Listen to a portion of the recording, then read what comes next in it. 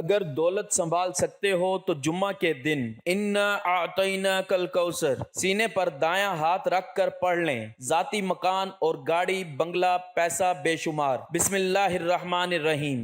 محترم ناظرین اور سامعین کرام، آج کا یہ قیمتی وظیفہ جو میں ابھی آپ کو بتانے جا رہا ہوں، اس وظیفے کی اتنی برکات ہیں کہ انشاءاللہ غیب سے آپ کے بگڑے کام سنورتے ہی جائیں گے۔ اگر آپ کا بھی دولت کا مسئلہ ہے، گھر میں لڑائی جھگڑے کا مسئلہ چل رہا ہے، یا گھر میں تنگ دستی ہے، محتاجی ہے، یا گھر میں بھائیوں کی لڑائی ہے، یا پھر ساس اور نند کے ساتھ لڑائی جھگڑے بہت زیادہ ہیں، اگر آپ سچ پر ہیں پھر بھی کوئی بات نہیں مانتا، یا آپ سمجھا کر تھک گئے ہیں لیکن پھر بھی کوئی بات نہیں سنتا، یا کاروبار تو ہے لیکن اس میں برکت نہیں ہے، یا منافع تو بہت ہے لیکن روپے پیسوں کا پتہ ہی نہیں چلتا کہ کہاں کہاں چلے گئے، یا کاروبار چل نہیں رہا، بس ایک یہ وظیفہ کرنے سے پھر جو معجزات آپ کے سامنے ہوں گے آپ دیکھتے رہ جائیں گے۔ اور کافی لوگ تو ایسے بھی ہیں جو مختلف وظیفے اور عمل کر کے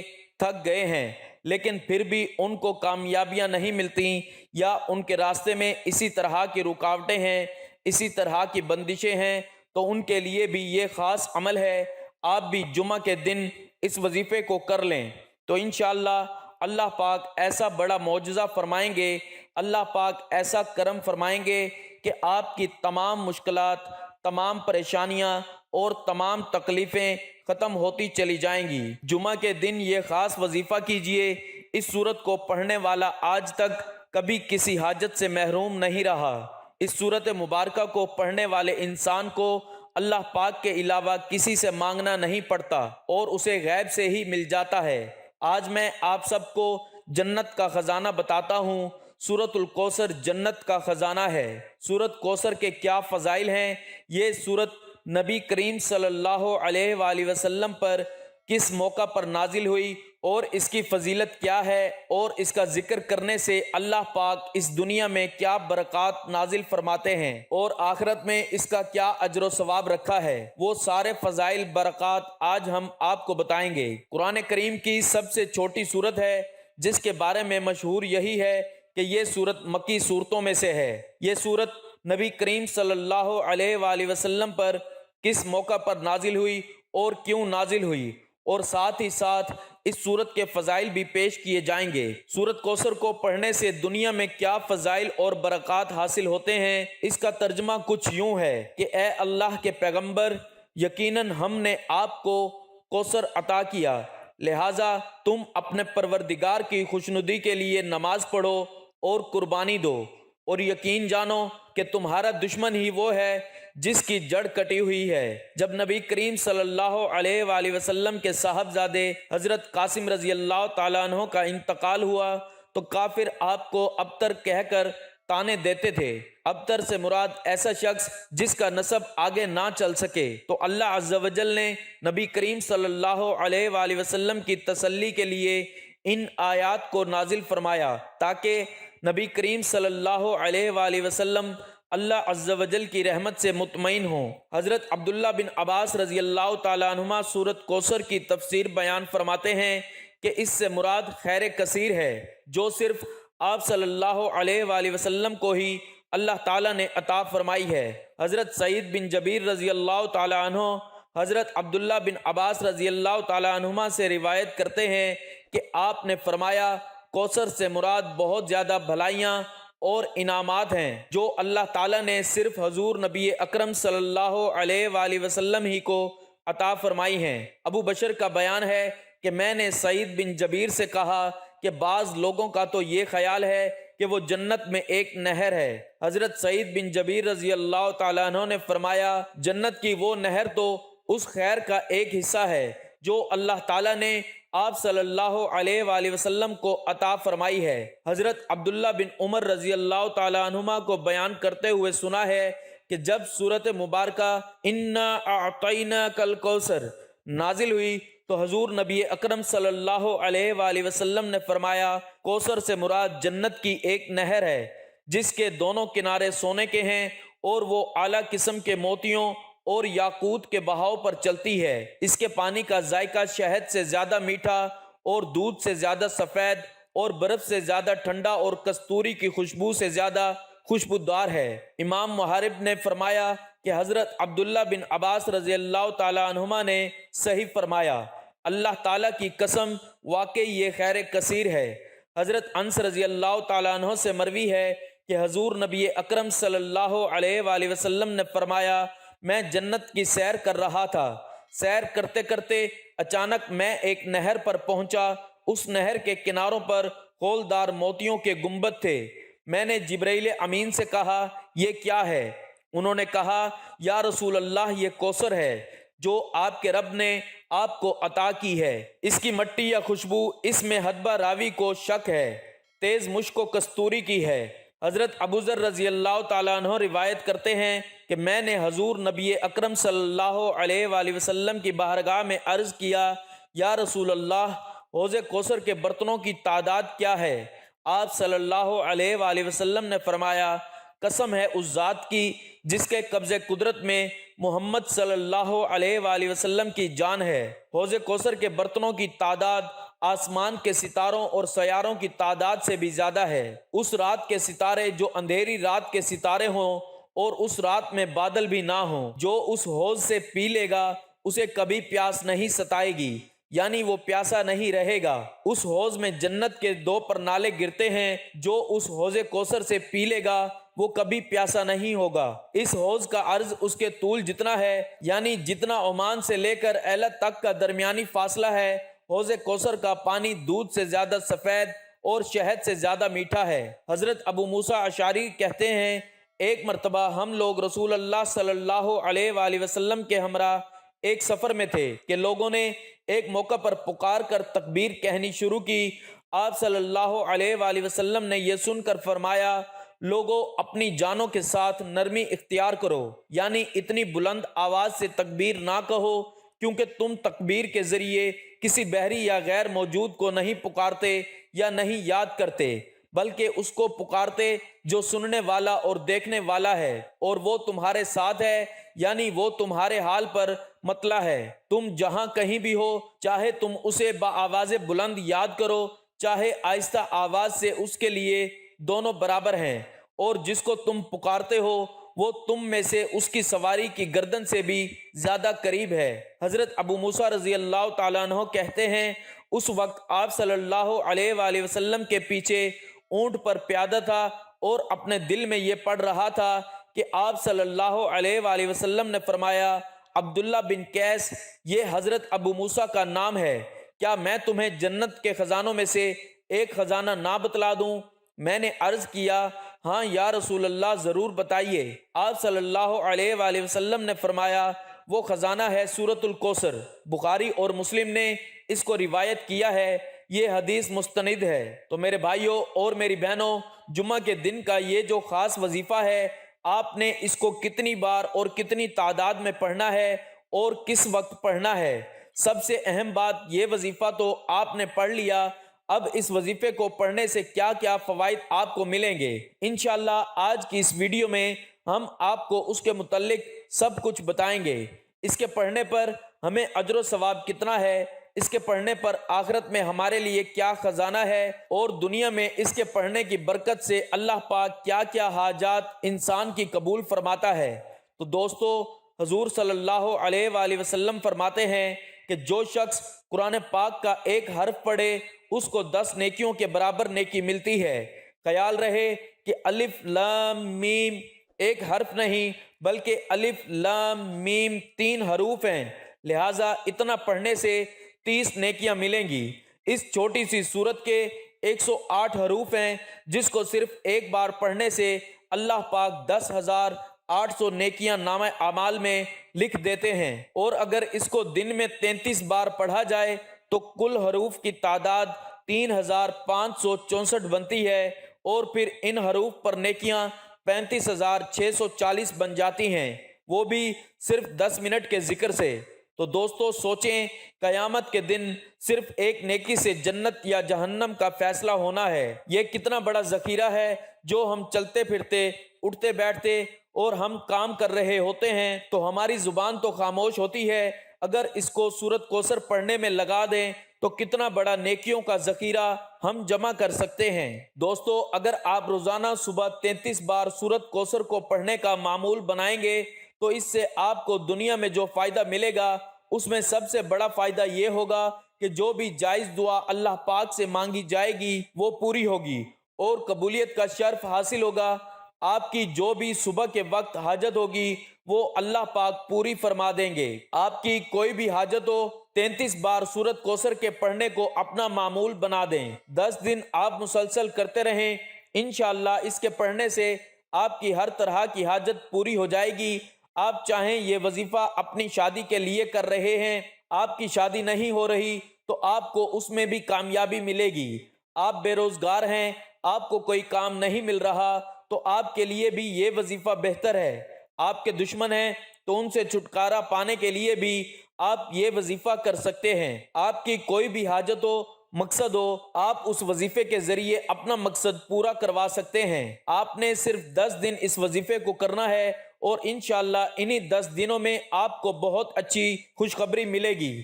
میرا یقین ہے کہ جو شخص بھی اپنے دل میں جو بھی حاجت لے کر سورۃ کوثر کو روزانہ 33 بار پڑھے گا اور پڑھنے کا معمول بنا دیتا ہے، پھر نمازوں کی پابندی کرتا ہے تو اللہ پاک اس کی جو بھی حاجت ہوتی ہے وہ 10 دنوں میں ضرور پوری فرما دیتا ہے۔ تو میرے دوستو، ہم آپ سے یہ امید کرتے ہیں کہ آپ روزانہ سورۃ کوثر کو پڑھنے کا معمول بنائیں گے، اور جو آخرت کے فضائل کے بارے میں جانیں تو نبی کریم صلی اللہ علیہ وآلہ وسلم کے ہاتھوں سے اگر انسان کو حوض کوثر نصیب ہو جائے تو اس سے بڑی نعمت کیا ہوگی۔ نبی کریم صلی اللہ علیہ وآلہ وسلم کی سنت پر عمل کرنے سے آپ کی ہر ایک سنت میں شفا اور برکت ہے۔ جو شخص اس سنت کے ساتھ چلے گا یقیناً دنیا و آخرت اس کے لیے راحت کا سبب بنے گی۔ اپنے اعمال پر توجہ دیجیے، حقوق العباد لازمی پورے کیجیے اور حقوق اللہ کا بھی خیال رکھیے، کیونکہ اللہ کبھی حقوق کے تلف کرنے والے کو پسند نہیں فرماتا۔ قیامت کے دن اللہ اپنے حقوق تو معاف فرما دے گا، مگر حقوق العباد یعنی اللہ کی مخلوق کے حقوق جو آپ نے ادا نہیں کیے ہوں گے ان کو معاف نہیں فرمائے گا۔ ان پر آپ کو سزا دی جائے گی اور آپ کی نیکیوں سے ان حقوق کو ادا کیا جائے گا۔ اب آپ نے اس سورت کو کیسے پڑھنا ہے اور کس ترتیب سے پڑھنا ہے، کتنی تعداد میں پڑھنا ہے، آپ سب یہ طریقہ کار اچھی طرح سے جان لیں، کیونکہ جب تک آپ کو وظیفے کے طریقہ کار کا نہیں پتا ہوگا کہ کوئی بھی وظیفہ یا عمل بالکل بھی اثر نہیں کرتا۔ ان کے کرنے میں کچھ خاص احتیاط ہوتی ہیں۔ سب سے پہلے یہ کہ کس وقت آپ نے اس عمل کو کرنا ہے۔ جمعہ کے دن آپ فجر، ظہر، عصر، مغرب، عشاء، تہجد، چاشت یا پھر اشراق، غرض کسی بھی نماز کے بعد آپ لوگ یہ وظیفہ کر سکتے ہیں۔ اگر یہ بھی ٹائم نہیں تو آپ 2 رکعت نفل پڑھنے کے بعد بھی اسے کر سکتے ہیں، لیکن وہ 2 نفل صلاۃ الحاجات کے ہونے چاہیے، کیونکہ اس کے کرنے میں کوئی پابندی نہیں ہے، بلکہ جب بھی آپ کو وقت ملتا ہے اور آپ کو لگتا ہے کہ آپ اس وقت اس وظیفے کو بآسانی کر لیں گے تو آپ اس وظیفے کو کر سکتے ہو۔ اس میں کوئی پابندی نہیں ہے، کوئی بھی مرد کر سکتا ہے، کوئی بھی عورت کر سکتی ہے۔ اگر کچھ مردوں کو مشکلات کا سامنا ہوتا ہے کیونکہ مرد اپنی بیوی بچوں کے لیے، گھر پالنے کے لیے باہر محنت مزدوری اور مشقت والا کام کرتے ہیں، کوئی نوکری پیشہ ہے اور کوئی کھیتوں میں کام کرنے والا ہوتا ہے۔ یہ مشکلات صرف مردوں کو ہی نہیں ہوتی بلکہ اسی طرح کچھ عورتوں کو بھی بہت سے مسائل ہوتے ہیں، لیکن وہ بھی اس عمل کو کر سکتی ہیں۔ میرے بھائیوں اور بہنوں، آپ لوگ جمعہ کے دن اس وظیفے کو تو لازمی کریں تاکہ آپ کی زندگیوں میں بھی آسانیاں آئیں۔ اللہ کرے کہ آپ کا دامن بھی خوشیوں سے بھر جائے۔ جو بھی آپ کے مسائل ہیں بس آپ نیت رکھ کر یہ پڑھو گے، یہ عمل کرو گے تو آپ کے مسائل حل ہو جائیں گے۔ انشاءاللہ اس وظیفے کی برکت سے اللہ پاک کی آپ پر خصوصی رحمت ہوگی، لیکن شرط صرف اس کی یہ ہے کہ یہ وظیفہ جمعہ کے دن کرنا ہے، کسی نماز کے بعد کیا جا سکتا ہے، اور اگر آپ نماز کے بغیر اسے کریں گے تو یہ وظیفہ بالکل بھی اثر نہیں کرے گا۔ اب وقت کی قلت کو مد نظر رکھتے ہوئے وظیفے کی طرف چلتے ہیں۔ سب سے پہلے آپ نے درود پاک پڑھنا ہے، یہ وظیفے کا لازمی حصہ ہے اور اسے آپ نے 11 بار پڑھنا ہے۔ آئیے ایک بار میرے ساتھ بھی پڑھیے درود پاک ثواب کی نیت سے۔ اللہم صلی علی محمد وعلی آل محمد کما صلیت علی ابراہیم وعلی آل ابراہیم انک حمید مجید۔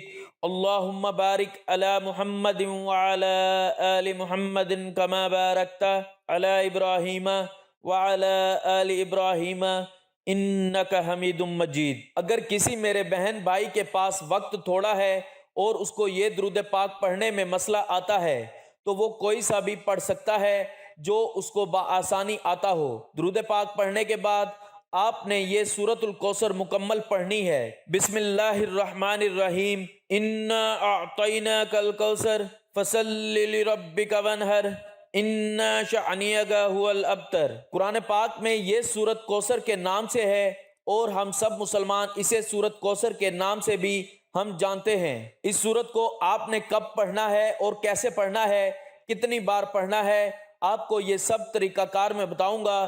انشاءاللہ جب آپ اس وظیفے کو کریں گے تو سب پریشانیاں آپ کی میرے اللہ کے فضل و کرم سے دور ہو جائیں گی۔ اللہ پاک اس صورت میں ہمیں یہ آگاہ بھی کر رہے ہیں کہ ہم غمگین اور اداس نہ ہوں، کیونکہ ہر مصیبت کے بعد آسانی ہے۔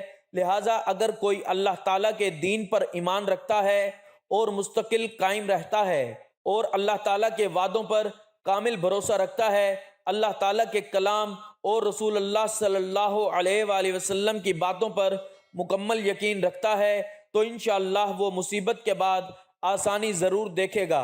اس کی زندگی میں تنگی، مصیبت اور پریشانی کے بعد خوشحالی ضرور آئے گی۔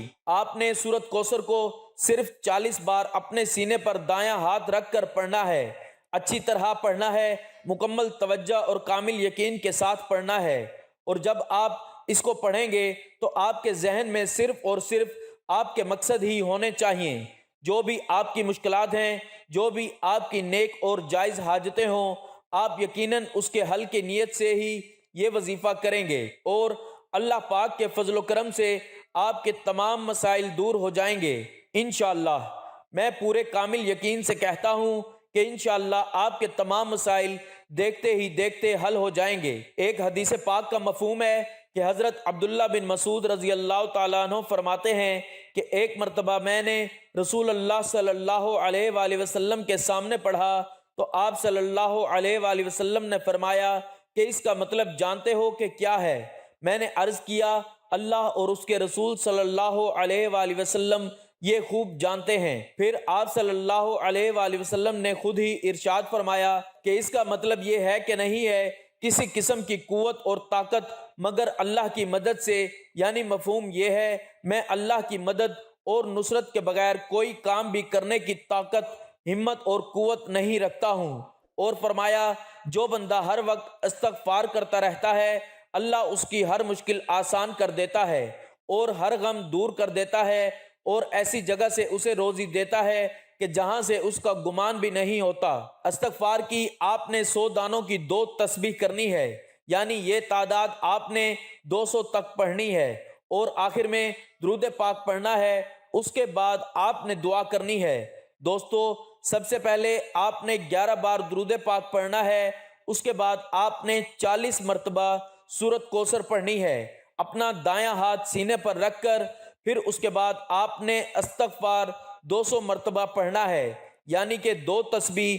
اس کے بعد آپ نے آخر میں دوبارہ درود پاک پڑھنا ہے 11 دفعہ، تو آپ کا عمل مکمل ہو جائے گا۔ یا رب کریم، یا اللہ، آپ اپنی شان کریمی کا واسطہ ہم گناہ گاروں پر اپنے گھر کے دروازے بند نہ کرنا۔ ہم سیاہ کار ہیں، گناہ گار ہیں، لیکن پھر بھی تیرے ہی بندے ہیں۔ پروردگار تیرے سوا ہمارا کوئی سہارا نہیں۔ یا ذوالجلال، ہم تجھ ہی سے اپنے ہر گناہ کی معافی مانگتے ہیں، ان گناہوں کی معافی مانگتے ہیں جو ہم سے جانے یا انجانے میں ہوئے، اور ان گناہوں کی بھی معافی مانگتے ہیں جو تنہائی میں ہوئے یا پھر محفل میں ہوئے، ہم سے نادانی میں سرزد ہوئے یا ہم نے جان بوجھ کر کیے۔ اے اللہ، اپنی شان کریمی کے صدقے، عظمت کے صدقے ہمیں معاف کر دے، ہمارے تمام صغیرہ کبیرہ گناہ معاف فرما دے، آمین ثم آمین۔ تمام دوستوں سے گزارش ہے کہ اللہ سے سچے دل سے معافی مانگیں۔ اللہ تعالی ہمارے اس وظیفے میں کی گئی کمی کوتاہی کو معاف فرمائے اور ہمارا یہ نذرانہ اپنی بارگاہ میں قبول و منظور فرمائے، آمین۔ اللہ تبارک و تعالی ہم سب کا حامی و ناصر ہو۔ ناظرین، اللہ تعالیٰ کے 99 ناموں میں سے کوئی ایک نام لکھ کر کمنٹس میں ضرور شیئر کریں۔